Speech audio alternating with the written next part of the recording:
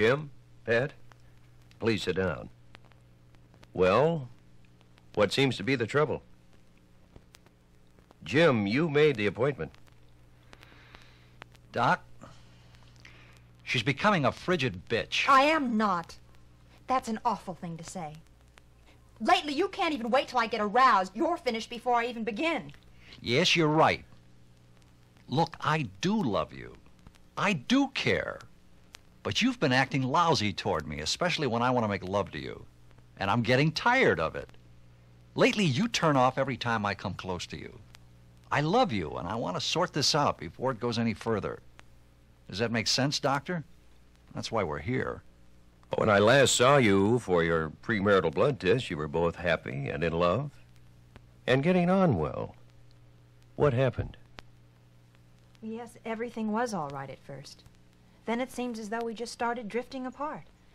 You know, not talking, just grunts if that. I try to communicate with him. He just isn't there. I don't know what's the matter. But I am there. It's your imagination. Imagination? All I get from you lately is a grunt unless you want to make love. You know, I'm not a machine. Honey, even though I love you, I can't turn on in a snap and hop into bed. I don't know what you mean. Oh, listen to her, Jim. She's trying hard to articulate what she feels. I am listening. I said it. I'm not a machine. That's true. You're not a machine. But, evidently a sensitive woman. And as such, Jim, Pat must first be reached verbally before you can make love to her. On a level that should be based on an honest expression of feelings on both your parts, rather than either of you avoiding any issues. All feelings, no matter what, love, anger, resentment, must be expressed so that your relationship, and yes, your love, can mature and grow. Say what you feel? Yes. In marriage, perhaps more than any other relationship, it's an absolute to commit yourself completely and ventilate on this feeling level. Well, let me explain what I mean. Often when people say what they are thinking, they are usually referring to conclusions or deductions. But when people say what they feel, they are honestly relating to what's going on deep down inside of them. The feeling is where it's at. The internal truth. How things affect you and how you feel about them, particularly with someone you love. Well, for example, when I counsel patients in my medical practice and I ask them what they feel about something, and when they begin to tell me what they think instead, I become very leery as to whether I am getting the truth. And I generally persist to the heart of it by repeatedly asking them not to tell me what they think, but what they feel. The feeling. That is where it's at. Jim, I believe that Pat is crying out to you to reach her on this plane. And if you don't, she turns off. What do you mean by turns off? Turns off? Well, a woman that's turned off is aloof, non-responsive, hypercritical. You can't do anything right, no matter what you do. She is outwardly hard and brittle. That's her. It is not. Well, that may be her when turned off, but when turned on by your intercommunicating, by your tenderness with her, she will be soft, loving, and understanding. Responsive mentally, emotionally, and physically. That's me.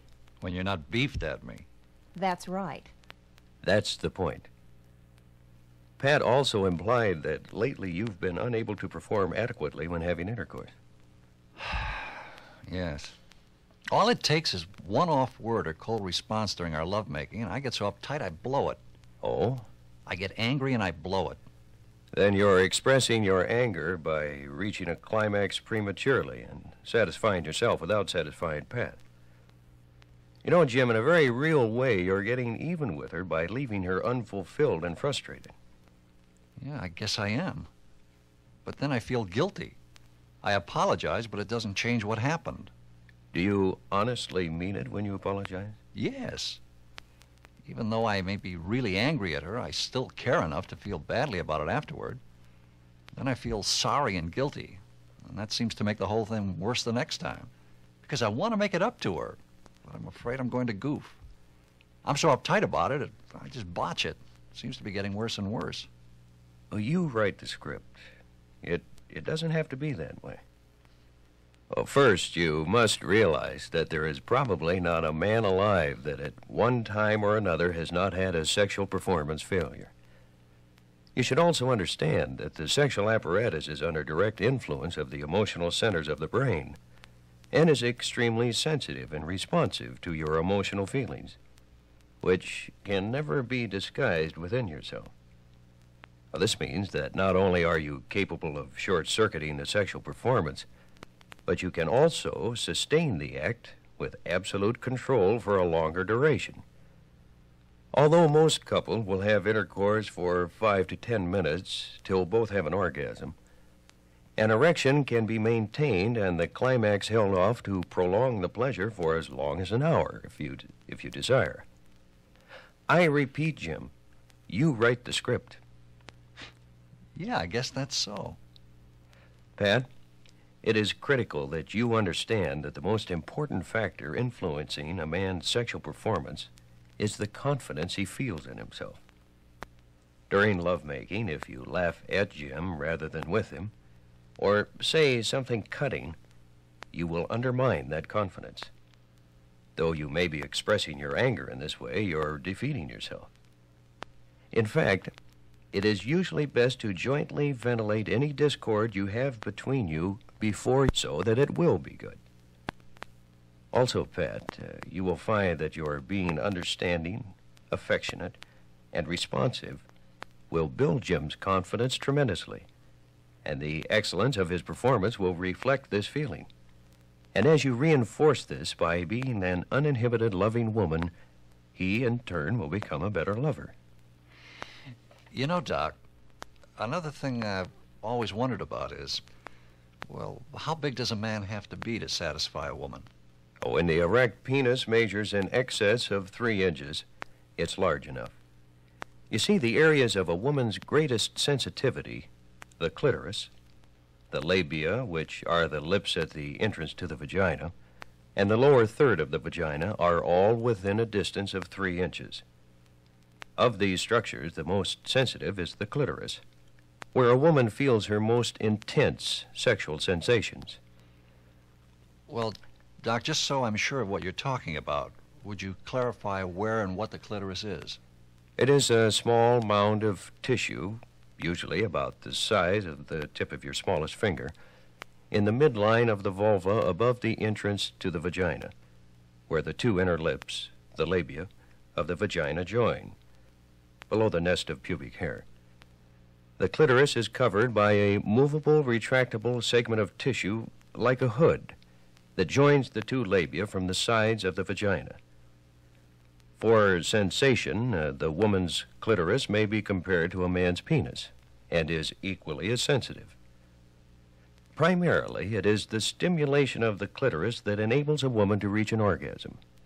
As the penis moves in and out of the vagina during intercourse, gliding over the lips, it creates a tugging sensation that is transmitted to the hood of tissue that covers the clitoris, engendering erotic friction. This stimulation is further intensified by the man's pubic area just above the base of the penis, repeatedly coming into contact with the clitoral area. Where is a man's area of greatest sensitivity? Well, his penis, of course. He is sensitive along the entire member, but the areas of greatest sensitivity are about the head of the penis. The corona, which is the widest section of the glans where it joins the shaft, the opening at the tip, and the band of tissue on the undersurface just behind the opening. Does it make a difference if a man is circumcised? Sometimes, since a penis that is not circumcised has a foreskin that may on occasion not completely retract, and thus interfere with his sensation. Specifically, in the instance where intercourse is instituted before the man has a truly adequate erection. What's this I hear about some women having a circumcision?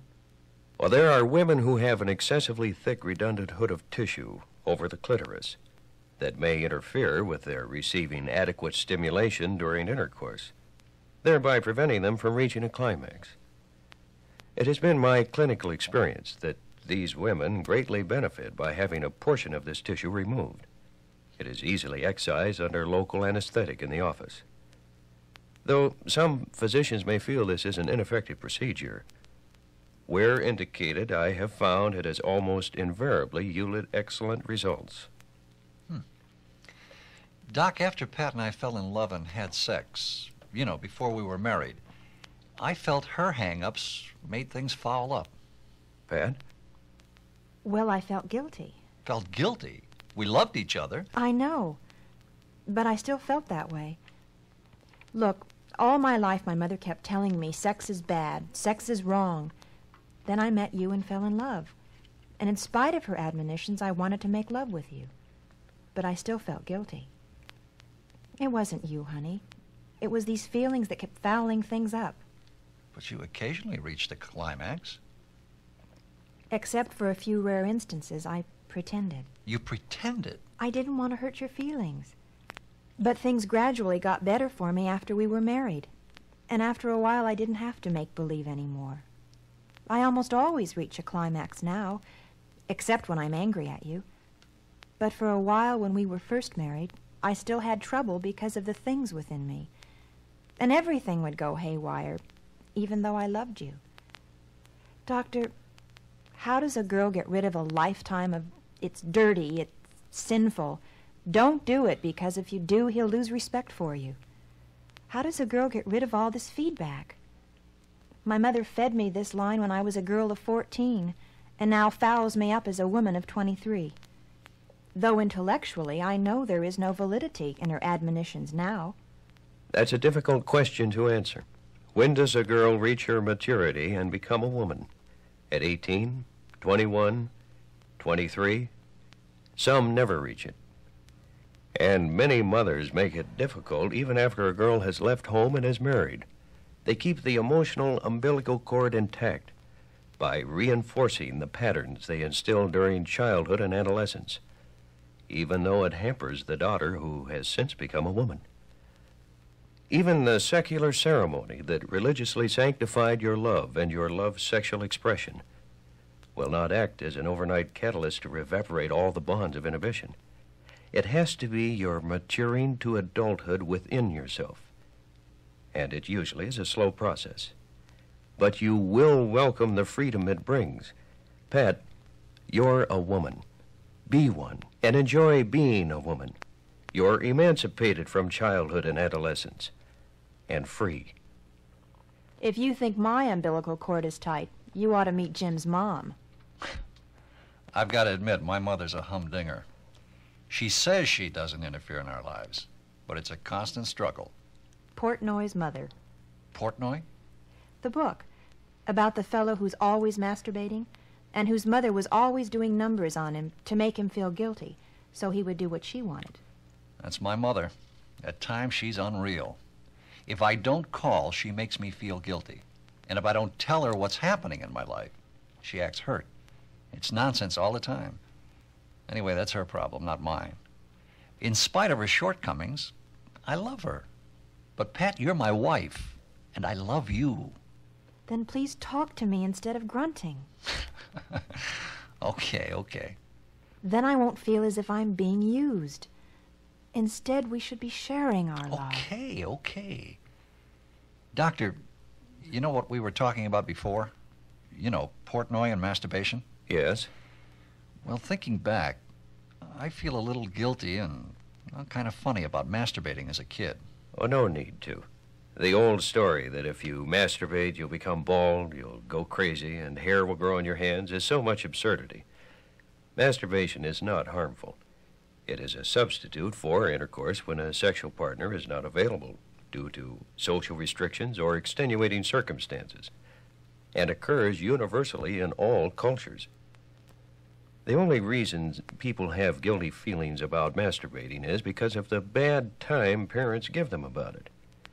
And these same parents are people who generally masturbated as teenagers themselves, and in some instances as adults. And it's not harmful. I'm glad of that. Particularly the part about no hair will grow on my hands. Though masturbation can be a pleasurable source of gratification when a sex partner is not available, it's a poor substitute. I'll buy that. I've noticed my 2-year-old niece fondling herself. My sister is really uptight about it. It's perfectly normal for a child to do this, and it would be best if she just ignored it. A child fondling their genitals is a part of normal curiosity. It also feels good. Of course, when the child reaches puberty, these caresses yield pleasurable sensations that are increased many times over with the advent of outright masturbation and orgasm. I see. Sex, whether through masturbation or intercourse that is free and honest, is fun. Particularly so between a mature man and woman who love one another. Why do people fall in love? Why did I fall in love with Jim and not someone else? Well, that's determined by your specific emotional needs. Oh? Yes. Two people are attracted emotionally and fall in love because they have found a mate who fulfills their emotional needs, and hopefully their physical and intellectual needs as well, complementing their unique makeup. And although your love feeling is on a conscious level, its advent is usually on a subconscious basis, often with a total lack of awareness of why it's happening or how it's happening. The most common attractions between two people are often physical and personality characteristics that are similar to someone previously liked, loved, romanticized, or reacted erotically to. Then, if there is a fulfillment of emotional needs, that special chemistry, however rational or irrational, a strong love image evolves. You become love-paired, progressively strengthening those bonds as you continue to fulfill each other, further reinforcing the union. You mean to say I fell in love with Jim because he reminds me of someone else? Well, perhaps of a physical or behavioral characteristic, but on a subconscious emotional level. All you consciously knew is that you loved him. Come to think of it, he does resemble my Uncle Charlie a little bit. Uncle Charlie is old, fat, and senile. Unfortunately, some people fall in love because of fulfillment of particular wants that are not within the normal, that are destructive to them. We have all known individuals that we felt were just great, who married real losers with very obvious problems, and then are miserable, but nonetheless stay together. One extreme is the masochist, who likes to be treated cruelly. Then there's the sadist, who enjoys inflicting cruelty. This is obviously bad. And although each are terribly destructive, they often remain together till the relationship has a bitter deterioration and dissolves. However, if a love relationship is basically sound, the man and woman can often and should help each other overcome any minor incompatible behavior. By helping, they can become healthier. Though these elements are usually subtle, they do crop up as the relationship develops. But they can be dealt with if you're honest and are not afraid of a confrontation, and you will be happier. I feel I am honest with Jim. At least I try to be. A love affiliation has to be totally honest and unbiased. Otherwise, it is contaminated and damaged. There is no place for deception and dishonesty with oneself or with a loved one.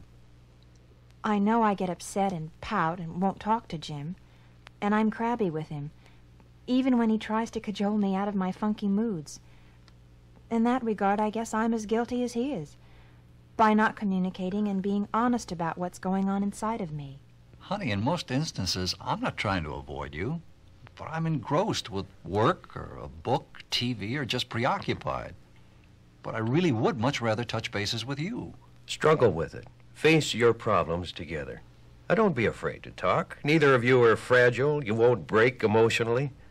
Let your problems draw you together rather than apart. Say what you feel. I'll do it, even when he is an angry, yelling man. So will I, even when you're pouty and bitchy. Look, there are two types of arguments people have. One is the destructive, the other constructive. One makes you draw apart, and the other creates understanding and brings you together. For example, Jim, say you get home from work at the end of the day and find the house the same mess you left in the morning, and Pat lying about in a robe. You might angrily shout at her, "What the heck kind of a pigsty is this? Don't you ever get off your back?" A shouting assault from which there is almost no recovery open to her and is like being struck with a club. She, angry from your destructive assault, withdraws. On the other hand, arriving home to the same messy scene and saying, "Hey, I'm really angry. This place is a mess and you're still in your robe. How come?" And if the reply is, "I've been feeling awful all day. I didn't call you at work because I didn't want to worry you," the anger evaporates and concern replaces it. And you might probably say, "Gee, honey, is there anything I can do?" Don't tear at one another. Make bad situations as well as the good ones bring you closer together. You're right. Through our chatting together, the most important feeling I've picked up from both of you is that even though you've expressed anger, frustration, and disappointment, you both care. And there's a definite feeling of love between you. And with you both trying, interrelating, and helping each other constructively, you can achieve happiness. Even now, there are times when I'm inhibited about sex. You know, Love play? yes. After all this time, I feel I still am shy. Well, you needn't be. Pat, have complete fulfillment of your femininity. Cast aside your inhibitions. Give yourself up to the fun and pleasure of lovemaking. The Bible says in the Song of Solomon that sex is to be enjoyed, being God created, God ordained, and God blessed. And indeed it is. Pat, don't be timid. Take the initiative. And if you desire him, approach Jim sexually. Be seductive, even though you know each other intimately. A man loves it. An instinctive caress feels great. A massage feels particularly good and relaxing when you're tired, and can often lead to a spontaneous interlude. Take a shower together. Wrestle and play. Taste the zest of life without restraint. Be honest as to what you want and share that honesty with the person you love. You'll find that the greatest joy you'll receive in life will be through the happiness and pleasure you give each other. I guess, like everyone else, I'd like to have the maximum enjoyment out of sex. Me too. Well, sex is fun, particularly when you're in love, in the morning, in the afternoon, as well as at night. And lovemaking is one of the few things that intensely touches all of our senses. Your body becomes a functional tool for sexual expression, for fulfilling physical and emotional satisfaction. You know, Doctor, there have been times when I've held back my orgasm, while Pat had several climaxes in succession, whereas I have to rest before I'm able to perform again. Why is that? Well, in a sense, like the ebb and flow of a tide. The woman's genitalia can rapidly re-engorge in response to continued stimulation and have successive climaxes, many times. She can, of course, also be re-aroused after resting for a while. Whereas, in a man, once he has reached a climax and his erection has subsided, he becomes refractory to any amount of stimulation. No encouragement can arouse him during this time of rest and recovery, which may last anywhere from 5 minutes to an hour, but usually 20 to 30 minutes. After recovery, if the desire is awakened, the penis becomes erect and he is able to perform once more. However, on successive encounters, the interval of congress is usually prolonged with greater intensity at the moment of climax, as compared with the first orgasm. That's true. You know, Doctor, there are times when it feels as though Pat is really gripping me tightly within her vagina, and at other times loosely. Well, that's because of the variation of the tone of the muscle groups that ring the entrance to the vagina and the vault itself. Interestingly enough, Pat, if she so desires, can control this. And by contracting these muscles around the penis, delightful sensations can be realized. Pat, This is done by tightening the outer group of the entrance with a pulling, squeezing in action as though you're stopping your urine stream. Try it now. It's as quick and easy as blinking your eyes. This will squeeze the contained penis at its base. The inner group that ring the vaginal cavity can be contracted, gripping the penis along its length by a pulling, squeezing in action, as though holding back a bowel movement. Pat, now try this. Again, it's another simple exercise. If a woman practices these motions during the day as well as during intercourse for 3 months, she'll not only have excellent muscle tone, great support for her female structure, but extraordinary control during intercourse. Can a man do anything comparable to this? Yes, by a pulling in, squeezing back the urine motion, he can momentarily change the size of the erect penis within the vagina. And this can be titillating. And by pulling in and squeezing, as though holding back a bowel movement, there is a thrusting effect of the penis. Doctor, I've heard that there are many, many women who have difficulty reaching a climax. And I know some girls who've never had one. What do doctors usually do to help them, in addition to the female circumcision you described? Well, if there is nothing physically wrong, such as an unduly hooded clitoris, painfully inflamed vagina due to infection, or general ill health, then the cause is definitely a psychological one.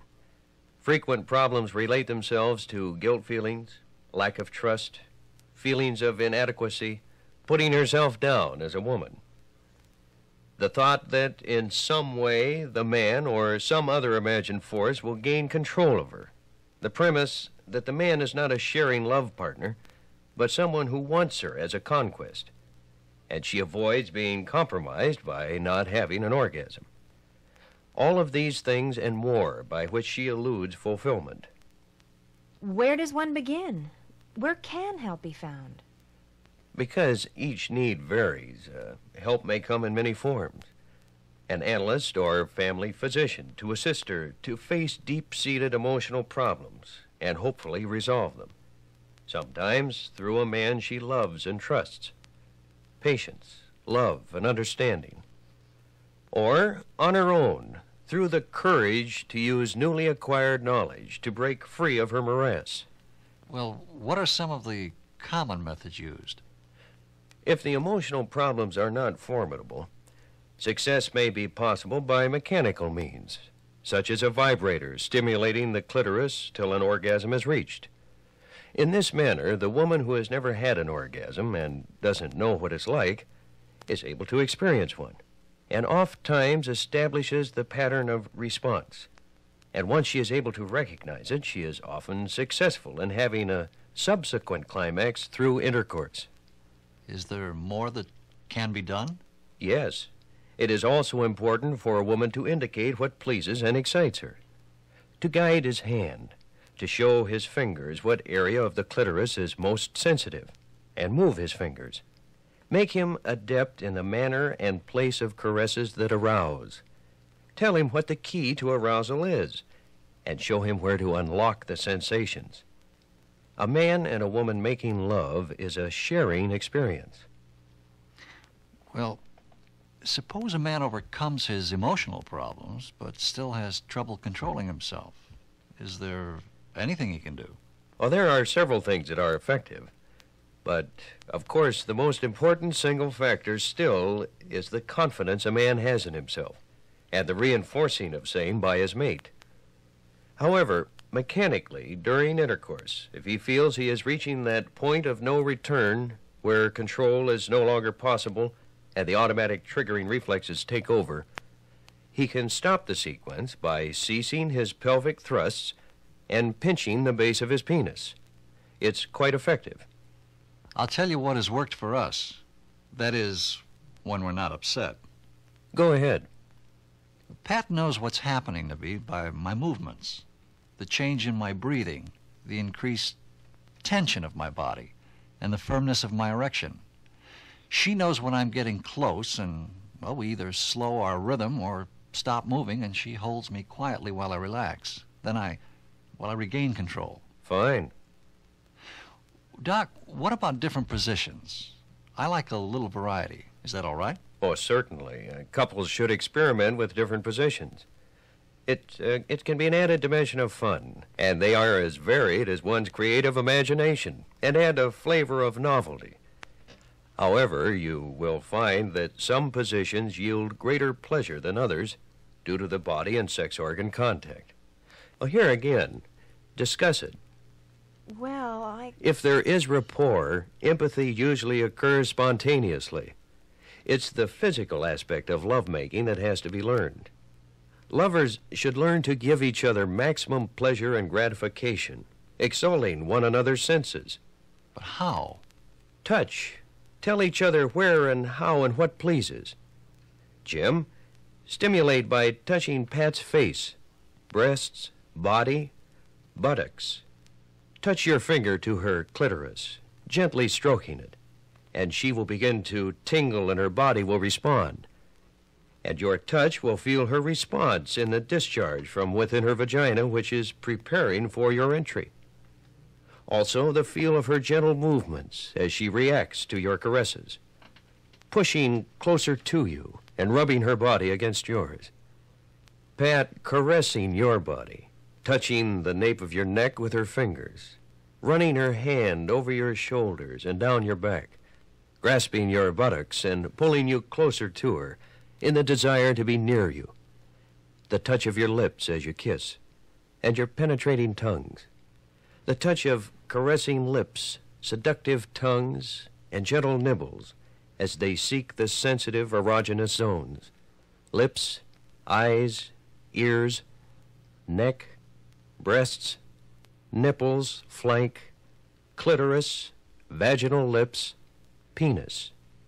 A close embrace. I sometimes find it difficult to do this. You're both going to have to learn. You see the beauty of each other's body, the tilt of Pat's nose, her mouth parted to gasp for air, the rise and fall of her breasts as she breathes with passion. Gazing into eyes that have dropped all else but a look that says, love you. Seeing each other's sex, the lips of the vagina that look like the petals of a rose about to unfold with life, the soft, warm pink of the vagina, the penis pulsing with arousal as it increases its size and becomes erect, seeing the penis penetrating deep within and drawing back to re-enter again, the sight of hips thrusting forward to meet the entry, the harmony of your bodies rhythmically undulating together in love's embrace. All these things greet your eyes and your senses. And I always regarded this area ugly. You make it sound beautiful. It is. Oh, further, your sense of smell also perceives this erotica. The good smell of a clean body, the subtle fragrance of its perfume, the arousing scent of the vaginal secretions. Your sense of taste also seeks its bouquet. Lips are sweet as well as soft. The dew on the skin tastes faintly salty to the tongue's caress. The taste of the secretions at the entrance to the vagina, as lips and tongue seek to bring a myriad of pleasure. You hear sighs, entreaties whispered and cried in your ear, the audibly increased tempo of breathing as you both strive to a climax, the faint, moist, drawing sound as the penis penetrates in and out of your substance. I didn't know doctors could be so poetic. Thus, all of your senses come alive with love's play. That's wonderful. But, you know, sometimes Jim gets home late from work and comes to bed without showering, and it repulses me. Hey, honey, I didn't know that. Why didn't you say something? Well, I didn't want to hurt your feelings. Well, it is most important to bring clean bodies to bed. Otherwise, it is repugnant. Toilet your body. And a woman should douche between periods as well as after menstruation. The frequency of douching predicated on your individual hygienic needs. You mentioned kissing the sex organs. Yes, these are the most stimulating caresses of all, technically called cunnilingus and fellatio. Cunnilingus? Yes, cunnilingus is where Jim kisses your vaginal area, strokes the clitoris with tongue and lips, and grasps the labia, gently tugging at them. This gives rise to sensations that can only be surpassed by those of coition. And your response to this foreplay conversely excites Jim. Would you explain fellatio? It is the counterpart of cunnilingus. It is an act whereby the penis is taken into the mouth and enticed with lips and tongue. The sensations are akin to those experienced during copulation. It is also exciting for the woman to see and feel the response as arousal builds. The sensations perceived during these acts are often so intense that an orgasm may occur if the lovemaking does not proceed on to intercourse and its eventual climax. That's what's meant by oral love? That's right. And at this point in lovemaking, all of the senses approach maximum intensity, gaining sensations and responding, like an electrical system, both receiving and sending signals simultaneously. The circuitry is now set for consummation. As a woman feels the penis she guided to her vaginal entrance penetrate within her body, she reaches a new plateau that is only exceeded by the thrill of orgasm. For the man, the sensation of his penis entering the vagina is exquisite, as the walls yield to his penetration and enfold his member within their grasp. And this heightens in intensity with the titillating friction of repeated rhythmic entries, as pelvises thrust and yield with increasing vigor bordering on fulmination as you strive to the peak of orgasm. What actually happens to a woman when she experiences orgasm?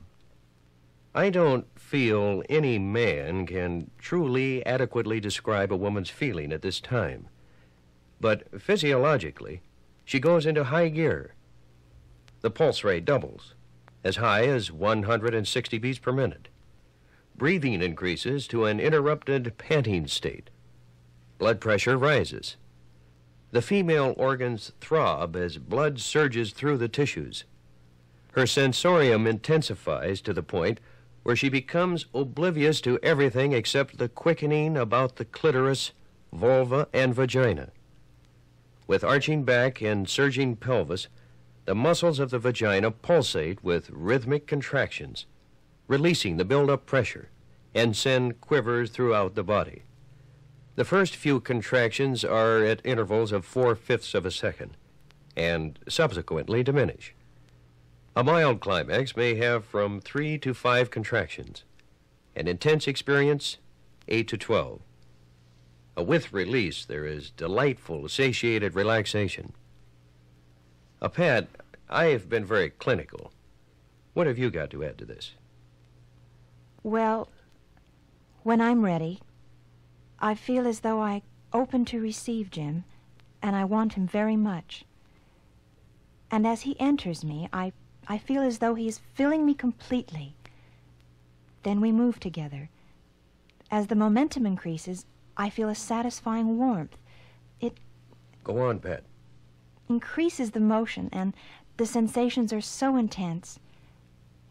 I become so absorbed, I'm unaware of anything except what's happening between us. Till I feel so much passion that I can no longer contain myself. And in a moment of fulfillment, I burst free, with fantastic throbs, and with the reach of my climax, each powerful throb seems to go through me. After, I feel the most complete relaxation and contentment.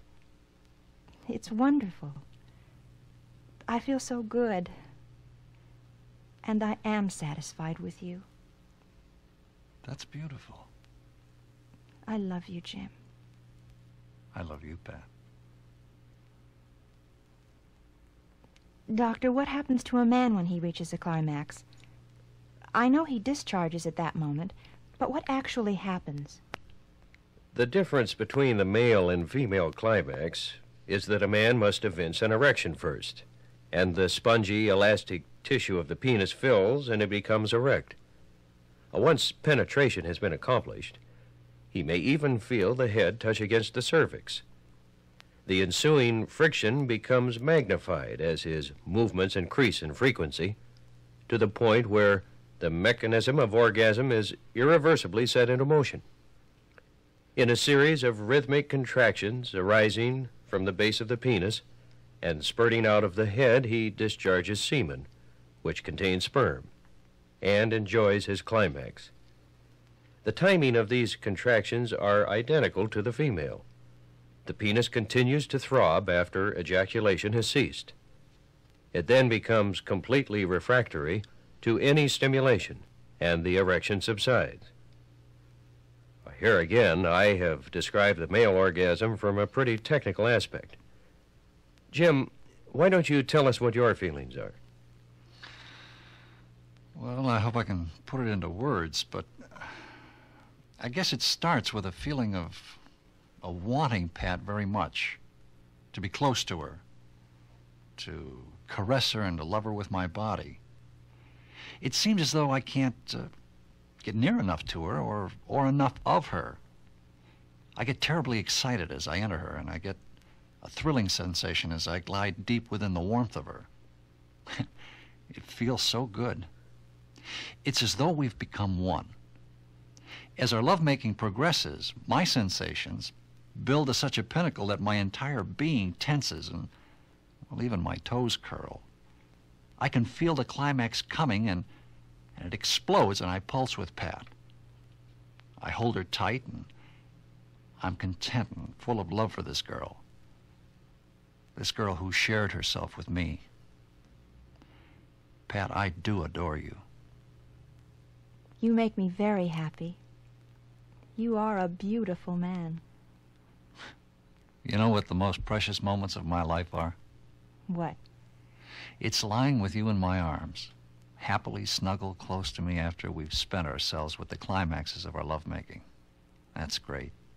Those are the precious moments. You are a beautiful man. You know, Doctor, you're right. Sex is fun. Particularly when you're in love.